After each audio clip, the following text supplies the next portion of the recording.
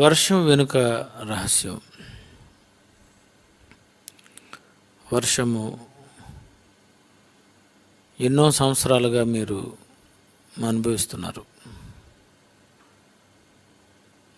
ఎన్నో సంవత్సరాలుగా మీరు ప్రతిసారి ఈ వర్షం వర్షం వర్షం వర్షం అప్పుడప్పుడు వర్షంలో తడాలనిపిస్తుంది, అప్పుడప్పుడు వర్షం పడితే చిరాకు అనిపిస్తుంది, ఒక్కొక్కప్పుడు వర్షం రాకపోతే వర్షం పడితే బాగున్ను అని అనిపిస్తుంది. ఒక్కొక్కప్పుడు ఈ వర్షం పడటం వల్ల మరి నూతులవి నిండుతాయి, చెరువులవి నిండుతాయి, ఎన్నో నదుల్లో అవి ప్రవహిస్తాయి అని ఇలా ఎంతోమందికి ఈ వర్షం గురించి తెలుసు. అలాగే వర్షం పడితే పంటలు పండుతాయి. ఇంతవరకు యావత్తు ప్రపంచం తెలుసుకుంది. మరీ వర్షం వరదైతే, వర్షం తుఫానుగా మారితే పంట నష్టం, ప్రాణ నష్టం జరుగుతుంది. ఇది యావత్తు ప్రపంచానికి తెలిసినటువంటి నిజం. కానీ వర్షం వెనుక ఉన్నటువంటి ఒక అద్భుతం, ఒక ఆశ్చర్యకార్యం,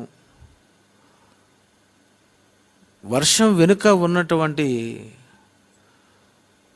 ఒక పెద్ద యథార్థ గాథ యావత్తు ప్రపంచానికి మనమే చెప్పాలి అని దేవుడు ఆశపడ్డాడు. అందుకే కీర్తనల గ్రంథము 78వ అధ్యాయము 4వ వచనము చదువుకుందాం అండి. కీర్తనలు 78:4. యెహోవా స్తోత్రార్హ క్రియలను, ఆయన బలమును, ఆయన చేసిన ఆశ్చర్య కార్యములను దాచకుండా వాటిని వారి పిల్లలకు మేము చెప్పేదము. చూడండి ఎంత బాగుందో. ఈ వాక్యాల్లో ఉన్నటువంటి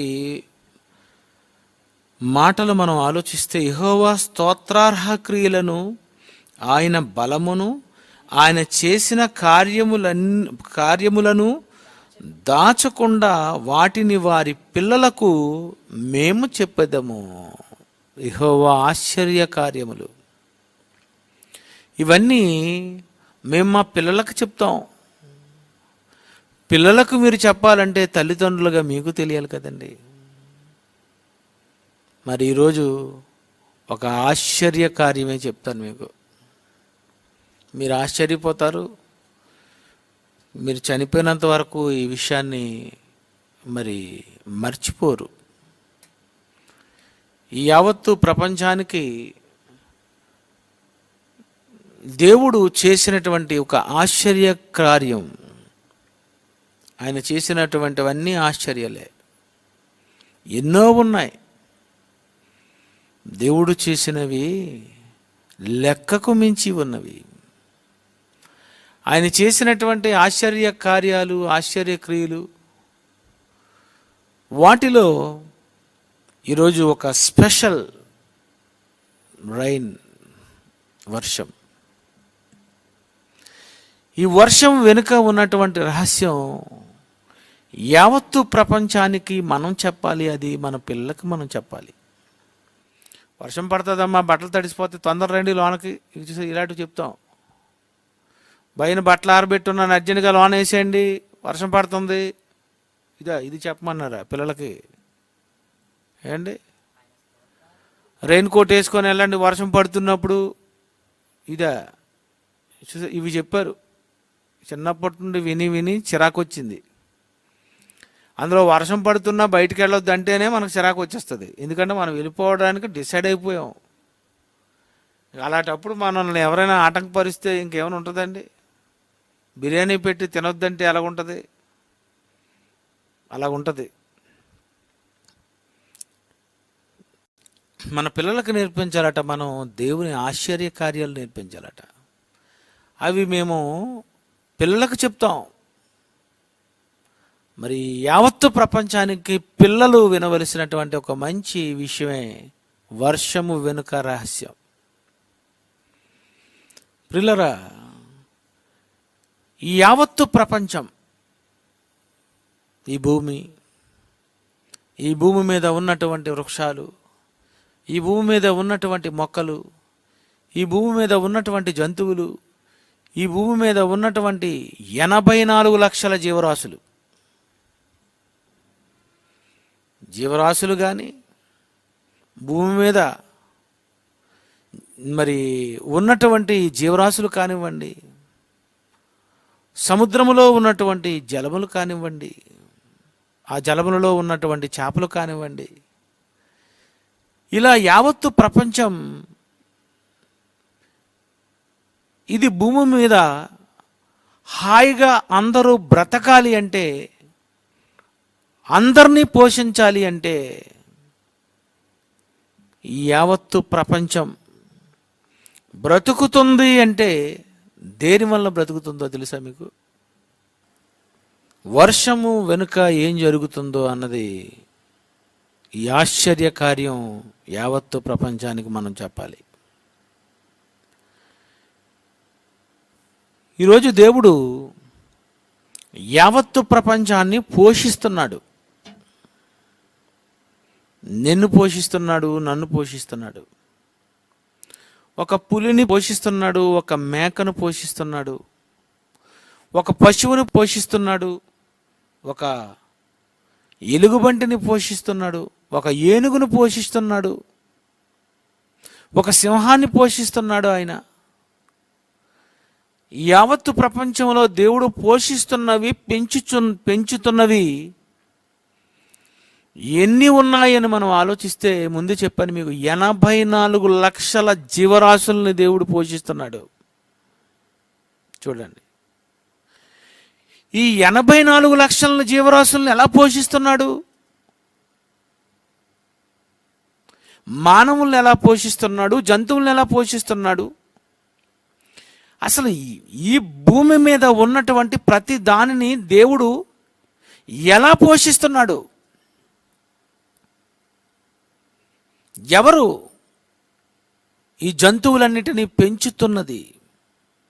ఈ పక్షులన్నిటినీ పెంచుతున్నది? ఈ మానవులందరినీ పెంచుతున్నది? ఎంతమందిని మరి ఈ యావత్తు ప్రపంచంలో ఈ భూమి మీద ఉన్నటువంటి వీళ్ళందరినీ దేవుడు పెంచాలి, పోషించాలి అంటే ఎలా పెంచుతాడు, ఎలా పెంచుచున్నాడు అని మనం ఆలోచిస్తే, దేవుడు బైబిల్లో ఒకే ఒక మాటతో కొట్టుపడేశాడు. అది యెషయా గ్రంథం 44వ అధ్యాయము 14వ వచనము. యెషయా గ్రంథము 44వ అధ్యాయము 14వ వచనము. ఒకడు దేవదారు వృక్షములను నరకవలనని వాడు పూనుకుంటాడు. ఒకడు నరుక్కుంటూ వస్తుంటాడు. శ్మశాన వృక్షములను గాని, సరళ వృక్షములను గాని, సింధూర వృక్షములను గాని, అడవి వృక్షములలో ఏదో ఒక దానిని వాడు తీసుకుంటాడు. ఒకడు చెట్టు నాటగా వర్షము దానిని పెంచును.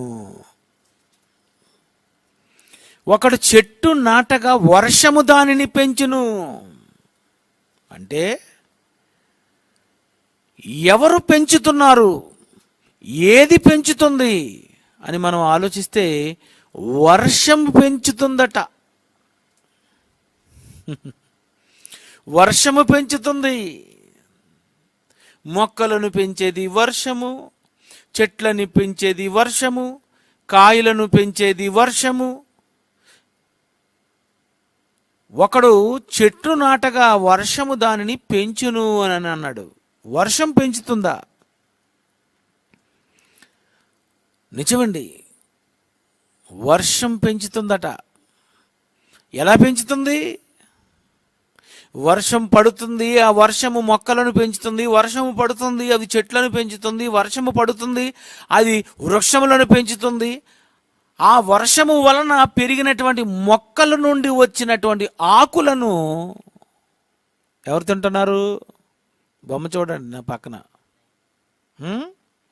మేక. వర్షము మొక్కను పెంచితే ఆ మొక్కకున్న ఆకులు వలన మేక పెరిగితే ఆ పెరిగిన మేకను ఆ పక్కన మరొకటి ఉంది. ఏంటిది? పులి. ఇది కదరా ఆకలి.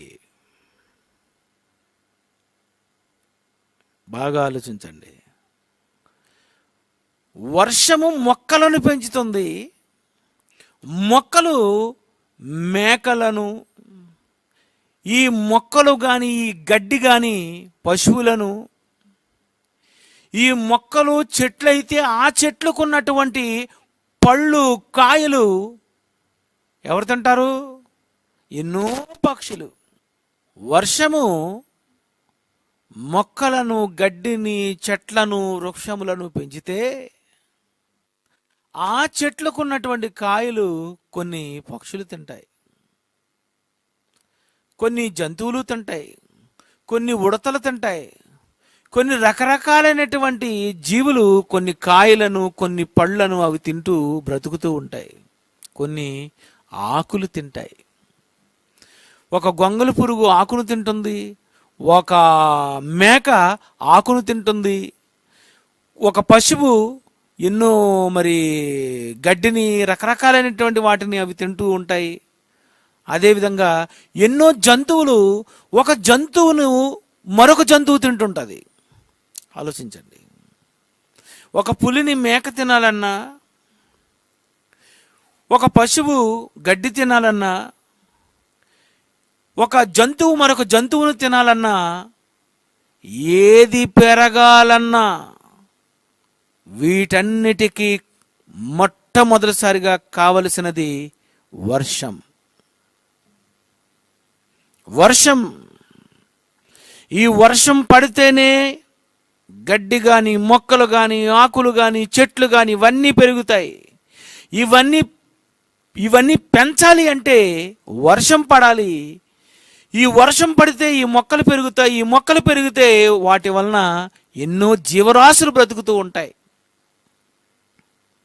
అందులో మనందరికీ తెలిసింది, ఆకుని తింటది మేక, మేకను తింటది పులి, మేకను తింటావు మనిషి.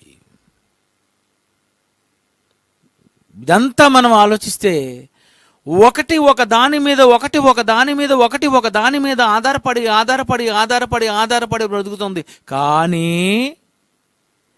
ఇవన్నీ పెరగాలి అంటే, వీటినన్నిటినీ పోషించాలి అంటే, వీటినన్నిటినీ పెంచాలి అంటే దేవుడు అంటున్నాడు, వర్షము దానిని పెంచును. ఏటండి బైబిల్? ఆయన ఆశ్చర్య క్రియలు ఏంటండి? ఆయన ఆశ్చర్య కార్యం ఏంటండి? యావత్తు ప్రపంచ జీవరాశులన్నీ పెరగాలన్నా, నువ్వు పెరగాలన్నా, మొక్కలు పెరగాలన్నా, ఏది బ్రతకాలన్నా నీరు కావాలా? ఈ నీరు కావాలంటే ఫిల్టర్ వాటర్ అయినటువంటి వర్షం కురవాలా? ఎందుకు వర్షాలు పడుతున్నాయి? వర్షము వెనుక ఉన్న రహస్యం ఏంటి అంటే, దేవుడు వర్షంతో టోటల్గా పెంచుతున్నాడు. వర్షము అన్నిటినీ పెంచేస్తుంది. మొక్కల్ని పెంచుతుంది, ఆ మొక్కలు మేకను పెంచుతున్నాయి, ఆ మేకను పులి పెరుగుతుంది.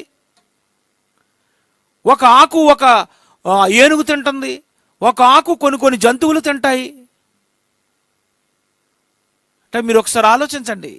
ఒక్కొక్క జంతువు, ఒక్కొక్క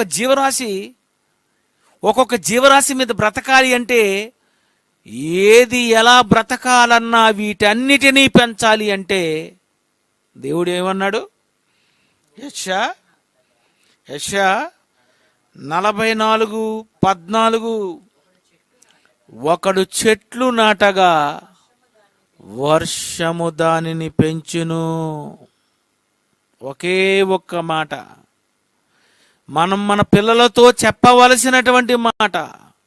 ఆయన ఆశ్చర్యక్రియలు చెప్పండి, మీ పిల్లలకు చెప్పండి. ఆశ్చర్యక్రియలు. పిల్లలకు ప్రసంగం చెప్పాలంటే పిల్లలు ఏమైపోవాలంటే ఆశ్చర్యపోవాలా. పిల్లలు భలే చెప్పింది మా మమ్మీ, భలే చెప్పింది చెప్పాడు మా డాడీ. ఆశ్చర్యక్రియలు. ఆశ్చర్యక్రియలు చెప్పినప్పుడు ఎదుటివాడు కూడా ఆశ్చర్యపోవాలి. అది మెసేజ్. ఏదో చెప్పకూడదు, అందరూ చెప్పింది చెప్పకూడదు. పిల్లలకి లోకం అంతా చెప్తుంది అది. నేను దేవుడు ఏం చెప్పమన్నాడు? ఆయన ఆశ్చర్యక్రియలు చెప్పండి. ఏంటి ఆశ్చర్యక్రియ? యావత్తు ప్రపంచము పోషింపబడుతుంది అంటే జీవరాశులు కానీ, మొక్కలను కానీ, మనుషుని కానీ దేవుడు పెంచుతున్నది వర్షము. వర్షమా? వర్షం పెంచుతుందా? ఒక్క వర్షం యావత్తు ప్రపంచాన్ని పోషించడం ఏంటండి? ఒక్క వర్షం జీవరాశులన్నింటినీ పెంచడం ఏంటండి? ఒక్క వర్షంతో టోటల్గా దేవుడు యావత్తు ప్రపంచము బ్రతికేటట్లుగా చేయడం అంటే ఇది దేవుని ఆశ్చర్య కార్యమేది.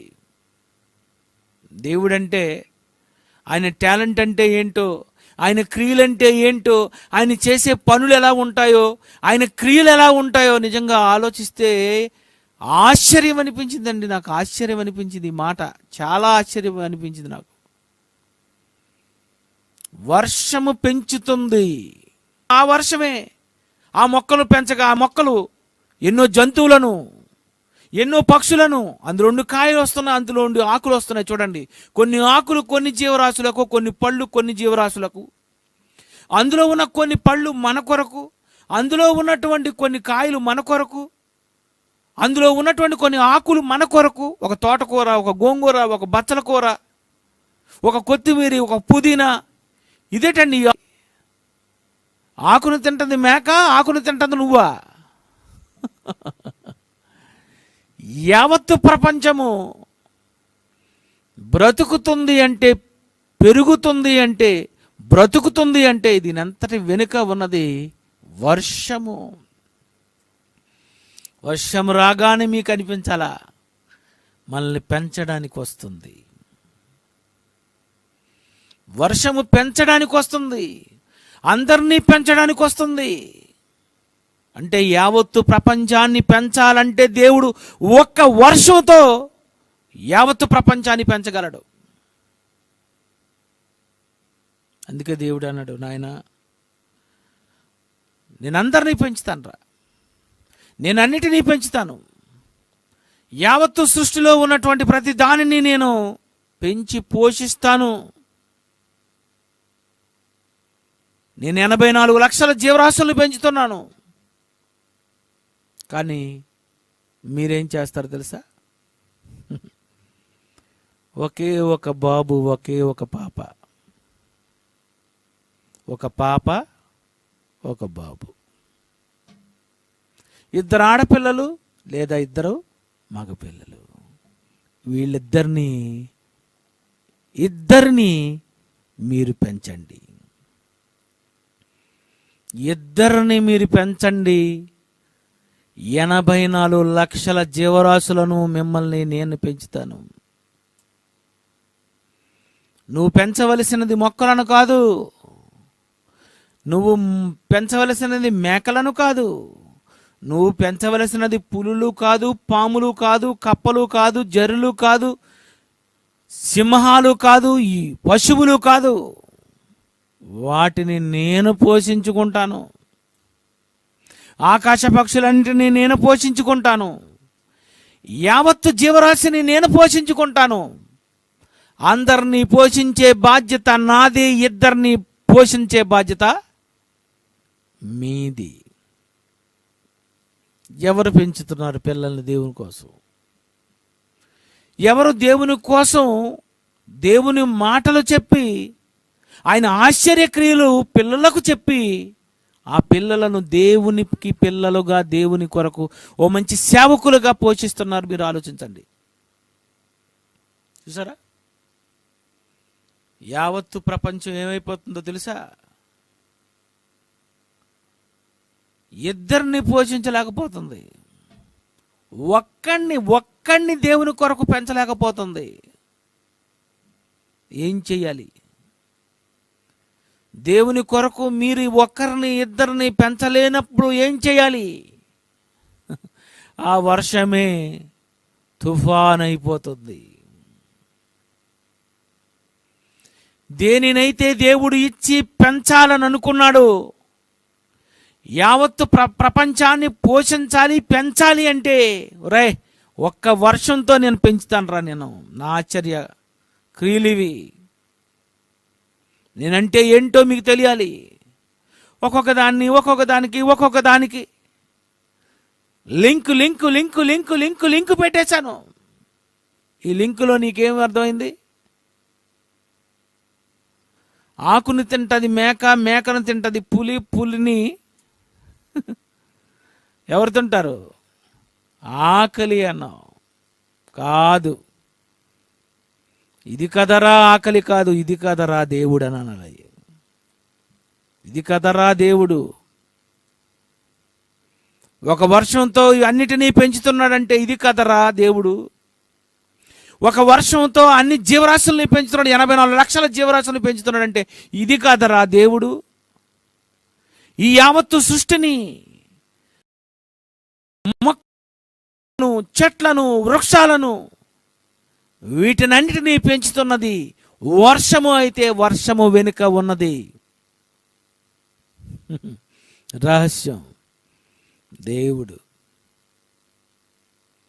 దేవుడు చూడండి, పెంచాలనుకుంటే, దేవుడే పెంచాలనుకుంటే ఆయనకి ఎంత ఈజీ. దేవుడే పెంచాలనుకుంటే ఆయన ఎంత బ్రహ్మాండంగా పెంచగలడు. నేను పెంచుతాను కానీ నేనిచ్చిన గర్భఫలాలను మీరు నా కొరకు పెంచండి. చెట్టు ఫలాలను నేను పోషిస్తాను, నేను పెంచుతాను. గర్భఫలాలను మీరు పెంచండి. ఎంతమంది తమ పిల్లలను దేవుని కొరకు పెంచుతున్నారు? యావత్తు ప్రపంచంలో అడుగుతున్నాను, ఎంతమంది పెంచుతున్నారు చెప్పండి? ఎవరు పెంచడం లేదండి. ఇంజనీర్లు చేస్తున్నారు, డాక్టర్లు చేస్తున్నారు, దేవుని వాక్యం తెలిసినా ఇంకా లోకజ్ఞానం. కరోనాతో చచ్చినంత వరకు అంతే. మరి అలాగైపోయిందండి. నిన్ను పెంచాలి అని అనుకుంటే ఆయన పెంచలేడా? యావత్తు సృష్టిని ఆయన నడిపిస్తున్నాడు, యావత్తు సృష్టిని ఆయన పెంచి పోషిస్తున్నాడు. ఆయన చెప్పాడు, వర్షము దానిని పెంచును, అన్నిటినీ నేను పెంచుతాను. ఒక వర్షంతో టోటల్గా ఏది ఏది ఏది ఏది ఎలా పెరగాలో అది పెంచుతాను. కానీ మీరు పిల్లల్ని పెంచండి. పందులు పెంచడం కాదు, కోళ్లను పెంచడం కాదు, గొర్రెలను పెంచడం కాదు, మేకలను పెంచడం కాదు. అవి పెంచమని నేను చెప్పలేదు. మీకు ఇచ్చినటువంటి గర్భఫలాలను పెంచడానికి ఆయన ఆశ్చర్య క్రియలు పిల్లలకు చెప్పాలి అంటున్నాను. మీరు చెప్పే ప్రసంగం పిల్లలు ఆశ్చర్యపడాలి. బా మమ్మీ ఇటు వర్షం పెంచుతుందా ఇదంతా? బాబ్బా ఎంత ఆశ్చర్యం ఇదంతా ఆశ్చర్య క్రియలు. భలే చెప్పావు డాడీ, భలే చెప్పావు మమ్మీ అని అందరికీ పిల్లలు చెప్పాలి. పిల్లలు చెప్పే ప్రసంగాలలో, పిల్లలు చెప్పే మాటలలో, పిల్లలు మాట్లాడుతుంటే ఆయన వాళ్ళ ప్రజ్ఞకు, ప్రత్యుత్తరములకు విస్మయం ఉండాలే తప్ప ఇటు ముదిరిపోయిన బెండకాయరా అని అలాంటి ప్రసంగాలు నేర్పించకూడదు. చాలామంది అలా చేస్తుంటారు. పెద్ద పెద్ద కబుర్లు, ఏవో కొన్ని డబుల్ మీనింగ్ డైలాగులు, అవన్నీ నేర్పించకూడదండి. లోకం నేర్పించేది అది. మీ పిల్లలు మాట్లాడితే ప్రజలు ప్రజ్ఞకు, ప్రత్యుత్తరములకు విస్మయం ఉండాలి. ఇక్కడ చిన్నగా ఉంటాడే కానండి గొప్ప పెద్ద మాటలు మాట్లాడుతున్నాడు అన్నారంటే దారి తప్పించారు పిల్లరా. దేవుడు ఎంత చక్కగా పోషిస్తున్నాడండి మనల్ని. దేవుడు ఎంత చక్కగా పెంచుతున్నాడటండి. దేవుని ఆశ్చర్య కార్యాలు అంటే ఏంటండి? అసలు ఆశ్చర్యం ఏంటండి? నిజంగా ఇది ఆశ్చర్యం. నువ్వు 2 పిల్లల్ని పెంచకపోవటం ఇది కూడా పెద్ద ఆశ్చర్యమే. ఆ పిల్లల్ని సండే స్కూల్కి తేకపోవడం ఆశ్చర్యమే. ఆ పిల్లలకు దేవుని జ్ఞానాన్ని నేర్పించకపోవడం ఆశ్చర్యం. ఇది ఇది ఇది ఇలాగ అయిపోయింది, ఆశ్చర్యం అయిపోయింది. ఇది వీళ్ళు 2వ ఎక్కం 3వ ఎక్కం ఇవన్నీ బాబా బాబా బాబా బాబా ఎంత బాగా చెప్తారో, బాగా చెప్తారు అవన్నీ. ఏవి వాక్యాలేవి? ప్రజ్ఞా ప్రత్యుత్తరములు ఇచ్చేటటువంటి వాక్యాలేవి? నిజంగా మనిషికి బుద్ధి లేదండి. కోడి 20 కోడిగుడ్లు పెడుతుంది. ఏంటండి గట్టి చెప్పండి? కోడి 15 నుండి 20 కోడిగుడ్లు. గుడ్డు పెట్టినప్పుడు కూడా ఎంత జాగ్రత్తగా పెడుతుంది, పగలకుండా. నువ్వు కోడిగుడ్డు ఆమ్లెట్ వేస్తే ఎప్పుడు ఎత్తిడమే, అంతేనా? అయ్యో చేయి జారిపోయిందండి, కోడి కూడా అనలా, చేయి జారిపోయింది అందుకనే గుడ్డు పగిలిపోయిందని. దొంగ కోడిని కోసేస్తారు అప్పుడు.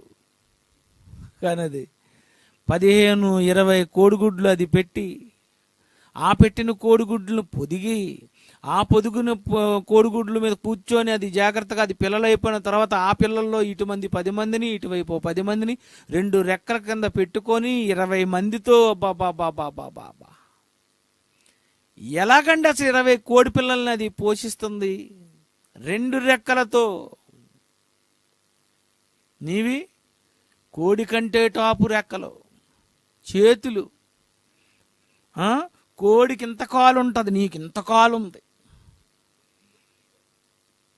ఇంత కాలు పెట్టుకొని, ఇంత చేయి పెట్టుకొని, ఇంత తలకాయ పెట్టుకొని 2 పిల్లల్ని పోషించలేనప్పుడు నేమనాలి? కోడిని నిన్ను తినేయాలి, నువ్వు కోడిని తినడం కాదు. యావత్తు ప్రపంచం ఏమైపోయిందండి? కోడి పిల్లల పెంపకం దగ్గర కూడా ఫెయిల్ అయిపోయింది. పంది పిల్లల పెంపకంలో కూడా ఫెయిల్ అయిపోయింది. దేవుని పిల్లల పెంపకంలో కూడా ఫెయిల్యూర్.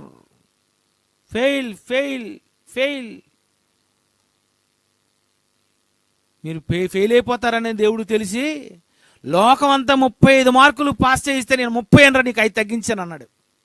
ఎంత బాగుందండి? లోకం ఎంతండి పాస్ అవ్వాలా? 35. 1 మార్కులో 10th పోయిందండి అని అంటావు.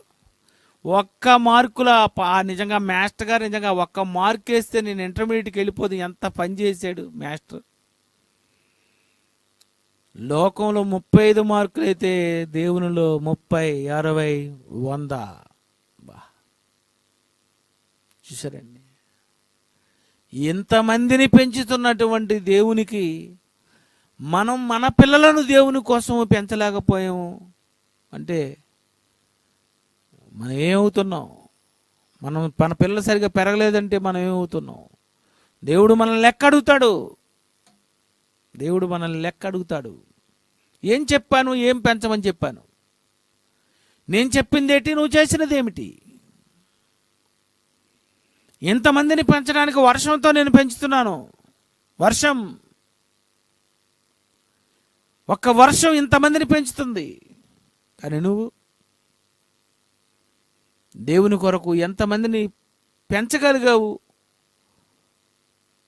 దేవుని కొరకు ఎలా మన పిల్లలు పెరగలుగుతున్నారు? వాళ్ళు ఎలాంటి మాటలు నేర్చుకుంటున్నారు? చివరగా 78 కీర్తన 4-5.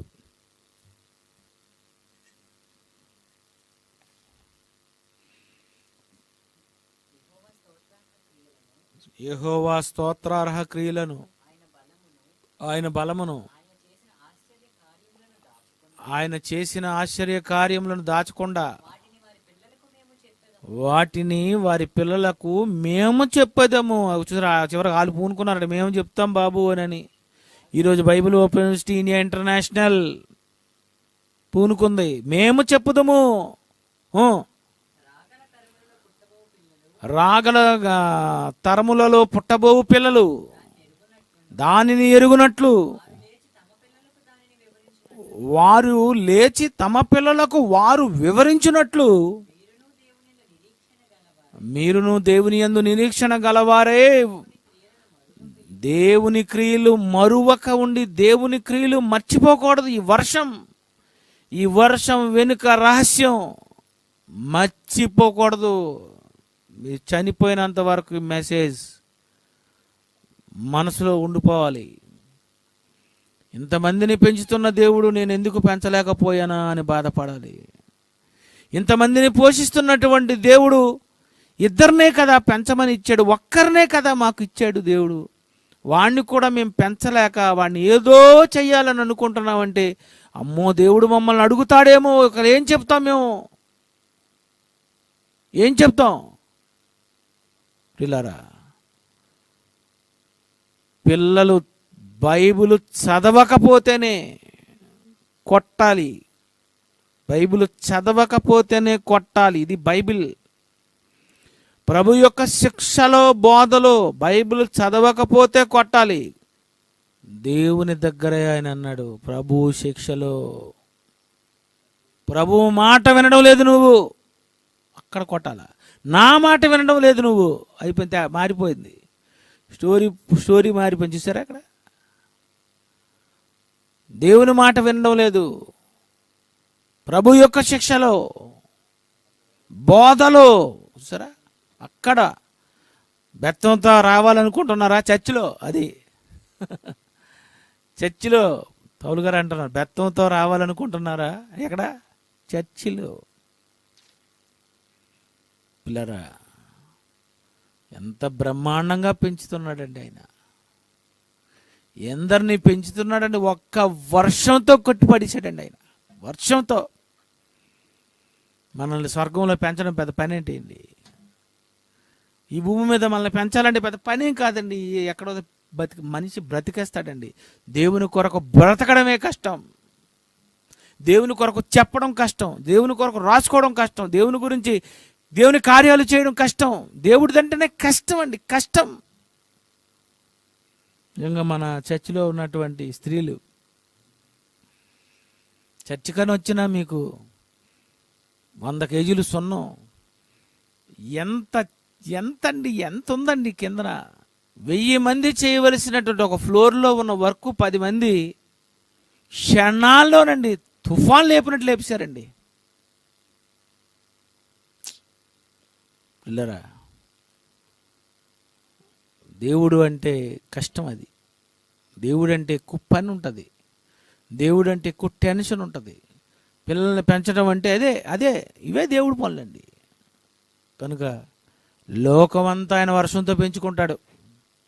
మనం మన పిల్లలను, నీవు నన్ను ప్రేమిస్తే నా గొర్రెలు మేపు, సంఘాన్ని వీళ్ళని నడిపించండి. కళ్ళు మూసుకోండి. ప్రేమగల మా తండ్రి, మీ పిల్లలు ఈరోజు ఎంతో పనిచేశారు. వాళ్ళు ఆనందపడాలని ఈ మాటలన్నీ చెప్పాను. మీ పిల్లలు చేస్తున్నటువంటి కార్యక్రమాలు, మీ కొరకు చేస్తున్నటువంటి ఏ పని అయినాను నీ శక్తి లోపం లేకుండా చేయు అన్నారు. అవును నాయన, చేస్తే ఇక్కడ చేయాలి. ఆ తర్వాత పని ఏమీ లేదు. మాకు ఆనందం, సంతోషము. మీ పిల్లలు ఏదైతే వినాలో, ఏదైతే నేర్చుకోవాలో అవన్నీ నేర్చుకునేటట్లు సహాయం చేయమని యేసుక్రీస్తు పేరటి ప్రార్థనకు సమర్పిస్తున్నాము తండ్రి. ఆమేన్.